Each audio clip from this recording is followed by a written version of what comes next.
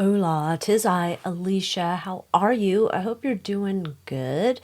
We are going to look into Darlie Routier. So this is a case that happened back in 1996. Darlie Routier, she made a call to 911. She told the dispatcher that her sons had been injured with a knife, shall we say. She's in the hospital bed after the attack. She said she also got hurt because she had a wound to her neck as well. So 5 minutes after she calls the police, they arrive. Her eldest son, Devin, had already gone to the other side. You get my drift. And he had 4 wounds. He was 3 days shy of his 7th birthday. His brother, 5-year-old Damon, had also been attacked. Damon also later passed. Darlie was transported to a hospital and treated for her wounds. She had emergency surgeries and she survived. So she claimed that someone broke into the house. She said that the boys had fallen asleep downstairs in the family room while they're watching TV, and her husband was upstairs sleeping with the 8-month-old baby. And so at 2:30 a.m., she suddenly wakes up and sees a man hovering over her with a knife. The man then fled. So then Darlie goes to the utility room and she finds the weapon. She picks it up to defend herself in case this dude's going to come back. And she tells the police that it was only then that she realized that she was injured and that her boys were as well. The cops go through the crime scene. They're looking around and they aren't finding evidence to corroborate what she said were the events that happened. The authorities say they discover the alleged entry and exit point of the person responsible is an open window in the garage. It had the screen was slashed. Yet there was an undisturbed layer of dust on the windowsill, suggesting that no one had come through it. They also found a long bleach blonde hair in the cut screen, and she happened to have long bleach blonde hair as well. They found nothing missing from the home, and they ruled out robbery as a motive. They believed that the evidence there didn't support the story of an intruder. And then they found a tube sock in an alley 3 houses down from their home with small amounts of blood from the 2 boys. The cops assume that this is a part of the cover-up. Now, the people who claim that Darlie is innocent say that there wouldn't have been enough time for her to go plant this tube sock down in the alleyway 3 houses down. Prosecution's theory was that Darlie, was a selfish woman and her lifestyle is being threatened by responsibilities of being a mother. They insinuated that if the 2 boys were gone, she could collect on life insurance and resume back to her wild ways. The medical examiner testified that Darlie's wounds were superficial and they were self-inflicted. The defense introduced medical records showing that the wound came within a 1/16 of an inch of Darlie's carotid artery, and that would have instantly taken her off the earth plane. The defense countered and said, well, if she was looking to get the kids' life insurance, then why didn't she take out her husband, because he had a policy for $800,000? That's a good question. The prosecution countered with their own blood spatter expert and said that most of the blood evidence that was on Darlie was her own. I don't know. There was also then the video that they played for the jury of Darlie at the cemetery celebrating what would have been Devin's 7th birthday. And I believe this was the silly string incident. So that led the authorities to believe that Darlie's behavior was not consistent with a grieving mother. She was found guilty of taking Damon off the earth plane, sentenced to lethal injection. She continues to maintain her innocence. And since 2018, DNA tests have been ordered multiple times. And as of 2022, the results of those are still pending. I'm recording this in 2023 in February. couldn't find anything to see if there is an update on the DNA. So, I don't know. What do you think? We're going to see what we can find out in the cards about this horrible, horrible case.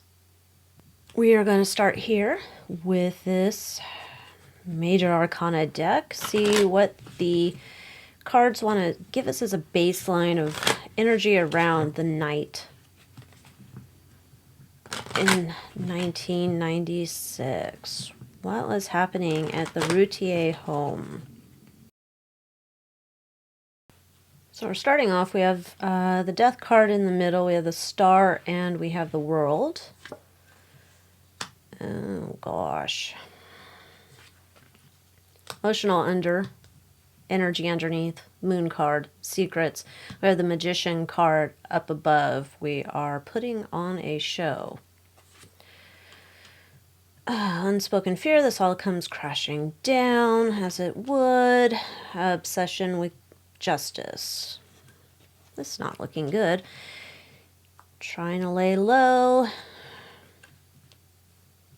Hoping that the light's not shown too brightly. So what I'm seeing from this first spread here, this would say there was...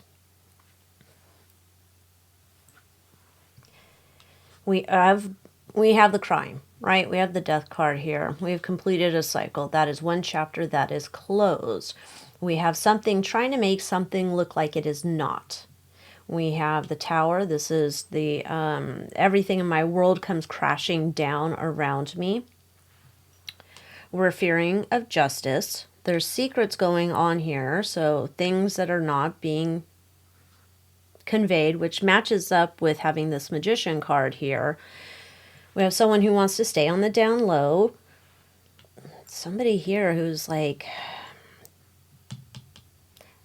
you know, this is just kind of saying, well, I'll just say, in the past, this looks like whoever did this looks like they wanted to be the star of the show. And then we have the crime. And there's this obstacle of shining the light on what we're seeing here. So, you know what? Let's get some Mildred paint on this. Trying to clean up a situation here.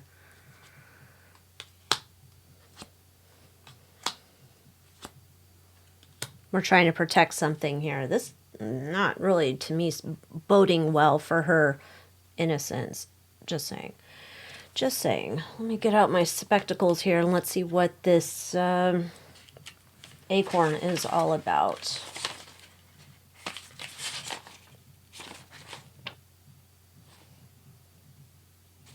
This is future potential.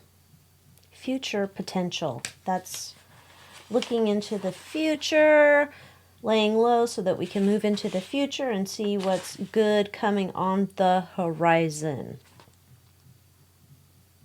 The crow's an omen of bad news. We have blood on the star. Interesting. We have the skull with the passing. 37 pentacle. That's on the fear of everything come crumbling down and material gain. You know. Herb. Justice. This is healing medicine. This is not looking good. We're trying to protect. We're trying to, like, so if the sun's going to shine a light here on what the facts of are, we're trying to keep the sunlight out. This is the magician listening to the stories. The stories are not making sense. We're trying to clean up and hide secrets. It's not looking good that she's innocent, in my opinion, because allegedly this is all for entertainment purposes, as it is a tarot card reading. So let's continue on. We're going to look with True Crime Conspiracy deck. We have the Sad card. Something happening in the home. Interesting.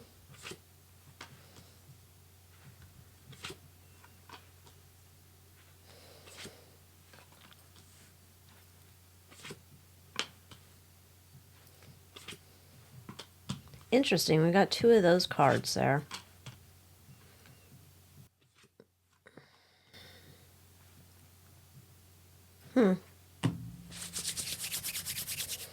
Let's get out our tokens. Let's look here with these 2 cards.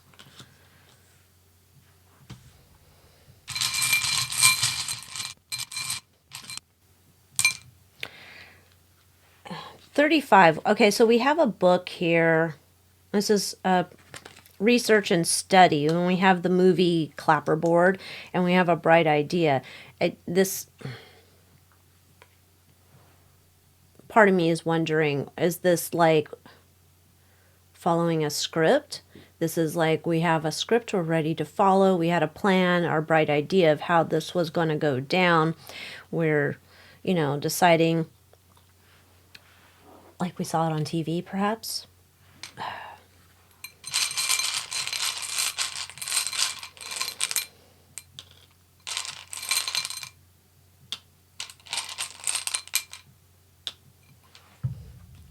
Interesting. On the party card for me is usually substances ingested.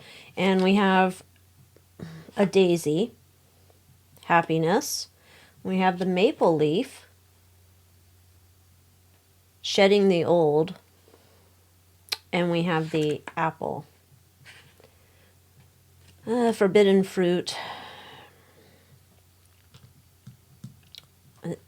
Somebody's on some type of concoctions. Let's see this. Let's go here. Crime of passion.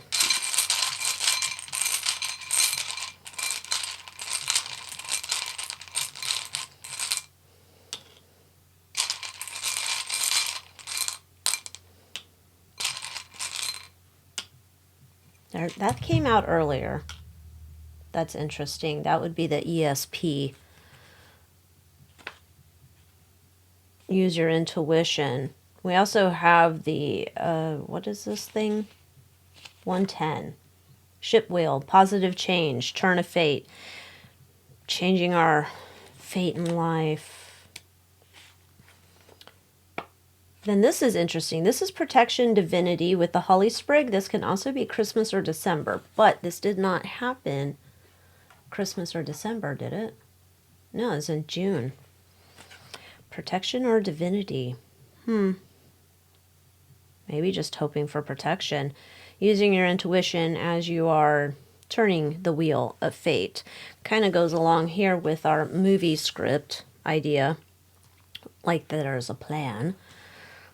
We have jealousy and we have fear. Let's see what we got going on here.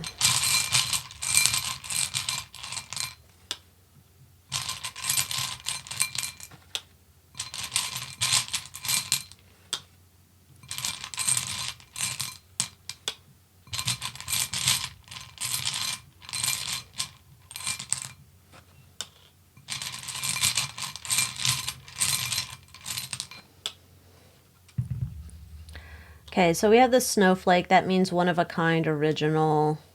We have the bell. Ding, ding, ding, ding. Needs attention. And yin yang. It's balance. Finding balance. Somebody's jealous. They need attention. They're not getting all the attention on them. They need to find the balance because they're the special party. Kind of goes back to the star of the show we had before. We have the fear card here. 90. There's a beach scene. In need of a getaway. Stop. Okay. And then we have scissors, something that needs to be cut out. And we have 32, ringing phone, incoming messages. Things are piling up here. Feeling overwhelmed. Not the star of the show. Comes up with a plan. Things are going in not the best way. Need to get rid of a problem, apparently.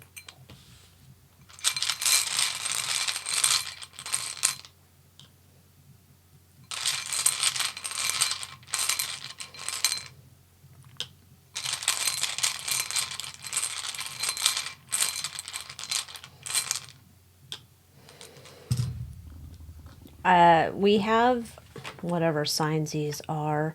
Earth signs, Taurus, Virgo, Capricorn on the accident card. I don't know anybody's signs. If you do, and that's interesting to you, let me know in the comments. We have 104 with the courthouse dealing with legal issues, but there's the hammer, which caught my attention because this can be rebuilding a relationship at home. This can be reconciliation. And I'm wondering if this was an idea before we went with this other script. Were we planning on using an accident defense? Perhaps. Perhaps. Home and family.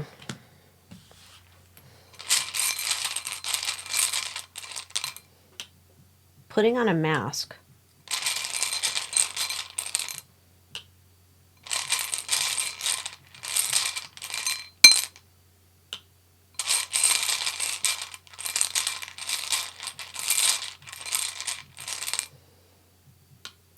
It's this, okay, 51. Let me just clarify because we're listening to quiet out the noise. Okay. So with the home and family, there's this idea that this is a lonely time for her in terms of living here, being mom, doing mom things. She's putting on a mask. She's looking for some quiet time. She's in charge of things. This is kind of like, is this too overwhelming for her? Might be. And we have sad. Let's see what we can find with sad.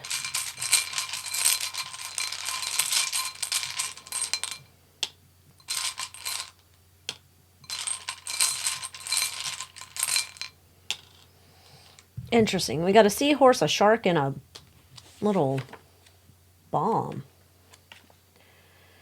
Destruction and liberation, tower moment. Yeah. The shark, unforeseen danger, predator. And 60, we have the seahorse is luck, strength, power.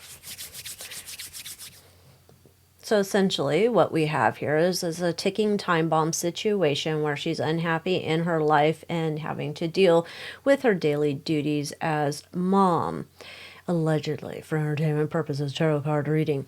And this looks like there was some idea that perhaps we could have done an accident. That was one option. And then we have this idea that we've planned it out. Maybe we've watched a made-for-TV movie. Gosh, this is not seeming like there's some other intruder out there on the loose. It just is not seeming like that at all. Gosh. And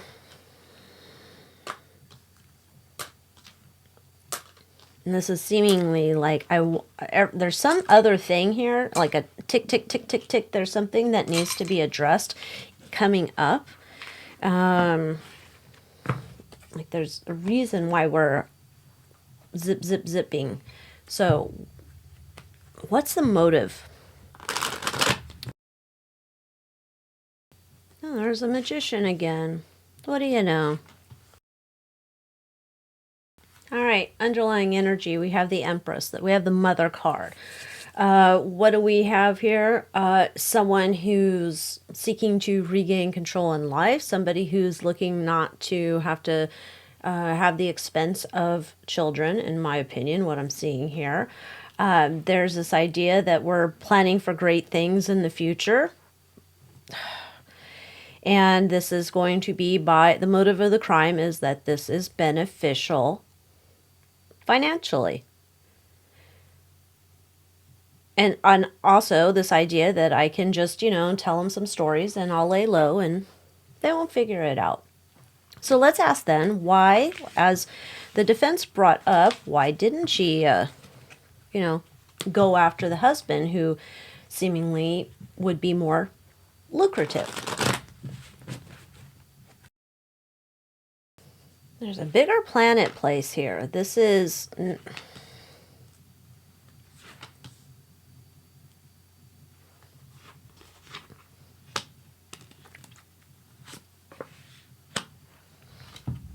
One, I'm going to say, allegedly, entertainment purposes only. She doesn't go after her husband because he's harder to take down during an attack.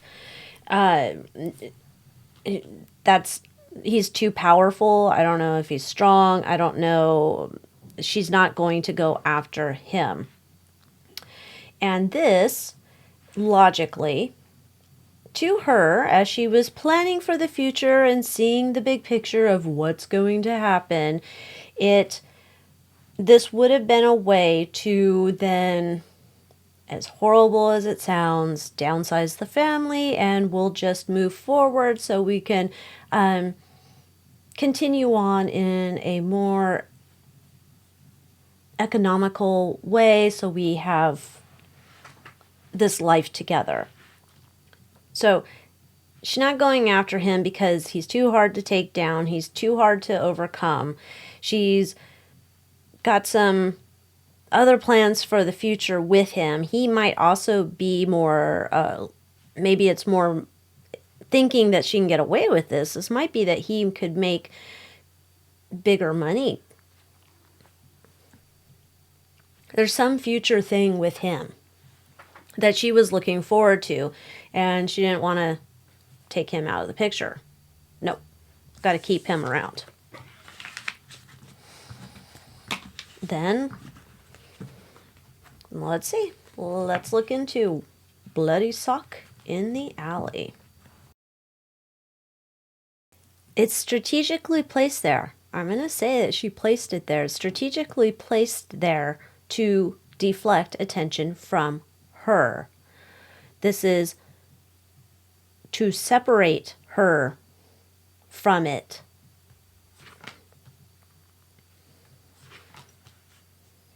It's this idea that she's got, allegedly, that this is the thing that keeps her safe, because you're not going to be able to pin this to her somehow.